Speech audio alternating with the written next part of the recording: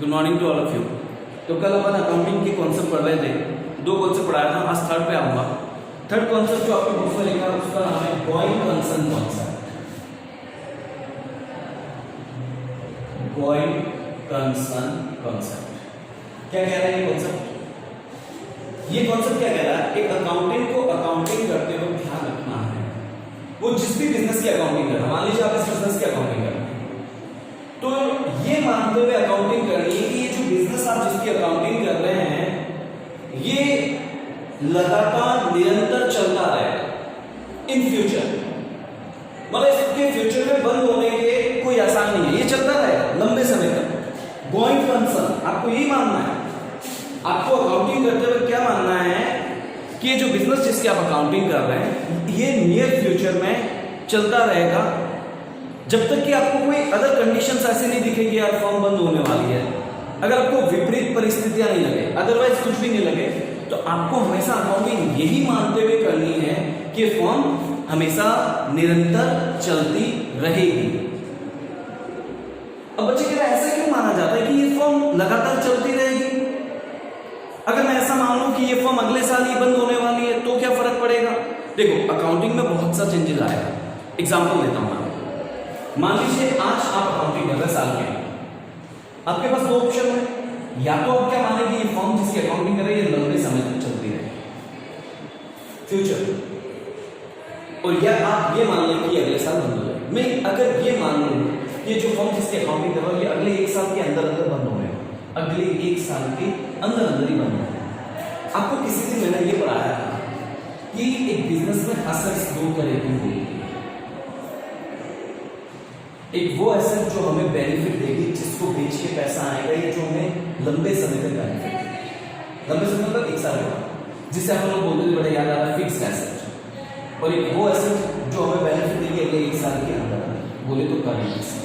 मैंने आपको एग्जांपल भी दिया था जैसे लैंड, बिल्डिंग, मशीन, फर्नीचर, क्योंकि ये सारी ऐसे लंबे समय तक चलती है इसलिए हम इसे फिक्स्ड एसेट की कैटेगरी में डालते हैं। और अगर मैं बोलूं दुकान में जो माल पड़ा है स्टॉक वगैरह, जिसे हम लोग बोलते थे क्योंकि माल बने लिए एक साल के अंदर करना। लेकिन अगर मैं ये मान लूं मैं आज वहां और ये मान लूं मेरा बिजनेस अगले एक साल के अंदर अंदर बंद होगा, इसका मतलब मेरे पास जितने भी एसेट है, चाहे वो लैंड हो, चाहे बिल्डिंग हो, चाहे मशीन हो, चाहे स्टॉक हो, इन सबको तो मैं बेचूंगा क्योंकि बिजनेस बंद होने वाला है, और वो भी कब बेचूंगा? अगले एक साल के अंदर अंदर। मतलब अब मेरी सारी एसेट कैसी हो जाएगी? Current asset. मेरी फिक्स्ड एसेट तो कोई बचेगी नहीं, क्योंकि मैंने क्या मान लिया कि मेरा बिजनेस अगले एक साल के अंदर अंदर बंद होने वाला। हाँ जी। नेक्स्ट मैंने आपको ये भी पढ़ाया था लायबिलिटीज भी दो तरह की। लायबिलिटीज एक वो लायबिलिटी जो आपको चुकानी है अगले एक साल के अंदर अंदर, उसे हम बोलते थे करंट लायबिलिटी, एक वर्ड बोला था शॉर्ट टर्म लायबिलिटी, और एक वो लायबिलिटी जो चुकाएंगे आप एक साल के बाद जिसे अपन बोलते थे लॉन्ग टर्म लायबिलिटी। ये होता है एक शॉर्ट टर्म लायबिलिटी और एक लॉन्ग टर्म लायबिलिटी।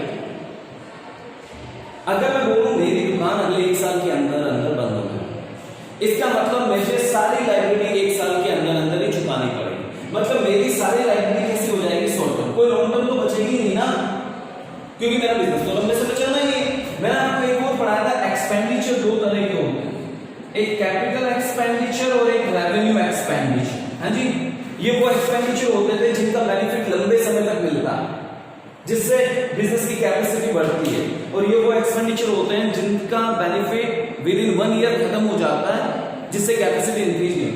अगर आपने ये मान लिया आपकी दुकान अगले एक साल के अंदर अंदर बंद हो जाए, मतलब आपके सारे एक्सपेंडिचर तो रेवेन्यू हो जाएंगे, ये लंबे समय वाले तो कोई बचेगा ही नहीं, तो फिर आपके अकाउंटिंग में सब जगह दिक्कत आएगी, अकाउंटिंग हो ही नहीं पाएगी प्रॉपर्ली। इसीलिए एक कॉन्सेप्ट है। ये कॉन्सेप्ट क्या कह रहा है कि आप अकाउंटिंग करते वक्त ये नहीं माने कि आपकी दुकान या आपकी फर्म या बिजनेस जिसकी आप अकाउंटिंग कर रहे हैं वो अगले एक साल के अंदर अंदर बंद हो जाएगा। नहीं, आपको हमेशा यही मान के चलना है कि जो फर्म जिसकी आप अकाउंटिंग कर रहे हैं वो लंबे समय तक चलेगी, गोइंग कंसर्न रहेगी, जब तक कि आपके पास कोई अदर कंडीशंस या अदर बेस या अदर अज्यूम करने लायक कोई इंफॉर्मेशन नहीं है।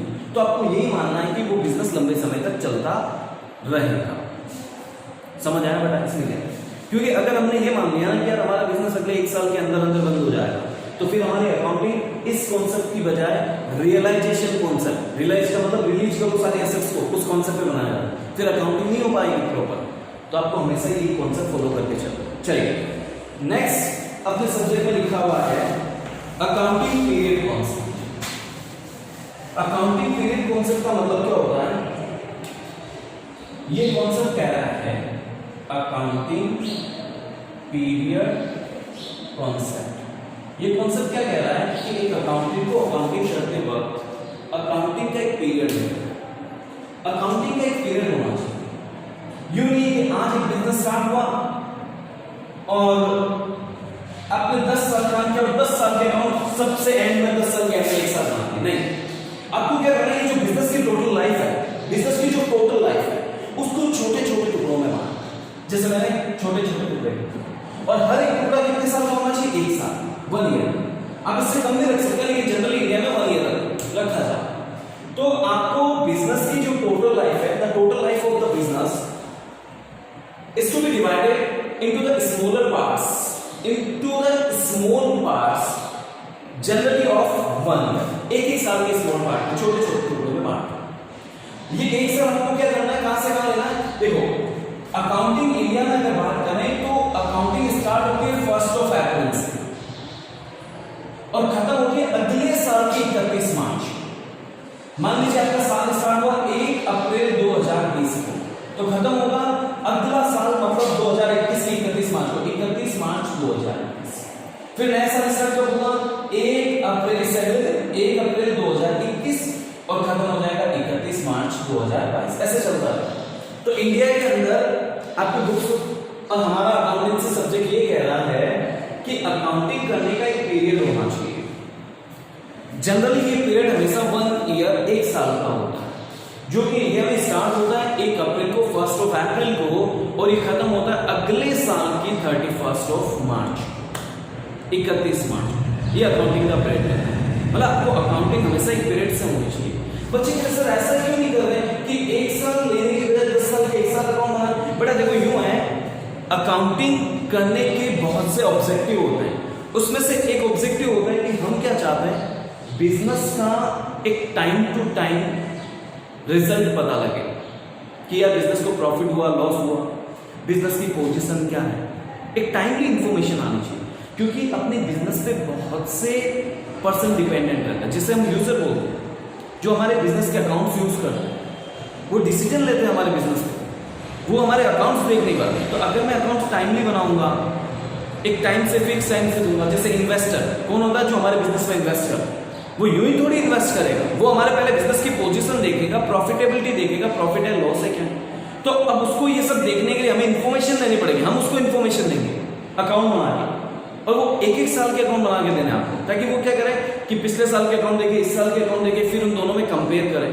तो ये तभी पॉसिबल है ना जब आप एक टाइमली अकाउंट बनाएंगे, 1-1 साल से बनाएंगे, और फिर पार्टी को देंगे, ताकि वो क्या करेंगे, टाइमली अकाउंट्स को देखेंगे, उनको आपस में कंपेयर करेंगे। जैसे पिछले साल यार प्रॉफिट 10 लाख रुपए था, इस साल 12 लाख हुआ, मतलब वो सोचेगा यार प्रॉफिट का ट्रेंड इंक्रीजिंग है, बढ़ रहा है, अगर कम हुआ तो ये सब तभी पॉसिबल है, कंपैरिजन तभी पॉसिबल है जब आप रिजल्ट जो दे रहे हैं, आप जो अपनी बिजनेस की पोजीशन बता रहे हैं, वो एक टाइमली बताया जाए, और ये टाइम हमेशा 1 ईयर होता है। मतलब इस कॉन्सेप्ट के हिसाब से आपको अकाउंटिंग हमेशा 1-1 साल से करनी चाहिए। चलिए, हैव अ नाइस डे। आज की क्लास यहीं तक रखेंगे अपन।